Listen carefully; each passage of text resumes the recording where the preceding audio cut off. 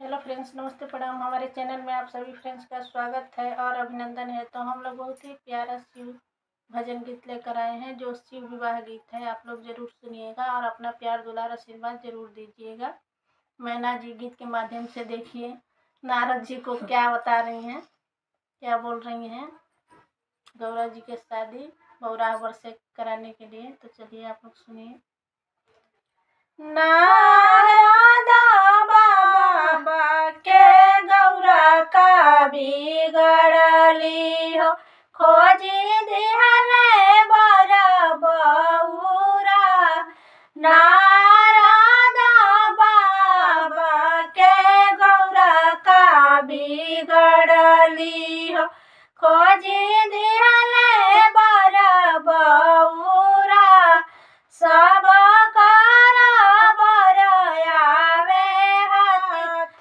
से घोड़ा हो, देखेला गौआ जवान। सब आवे हाथी से घोड़ा हो, देखेला गौआ जवान। बासा चढ़ी आइले महादेव, सरफ छोड़ेला फुफुकार। बासा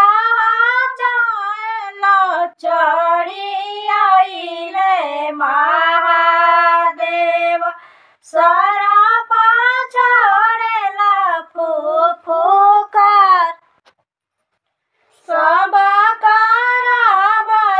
पहिले सूट बूट टैया हो, काजरा चंदन सिंगार।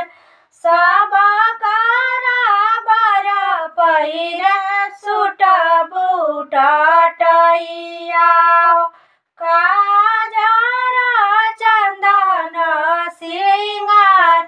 भोला जी पे अइले मुंडा के माला हो, नगर में भइले हाहाकार। भोला बाबा पे अइले मुंडन के माला हो, नगर में भइले हाहाकार। सब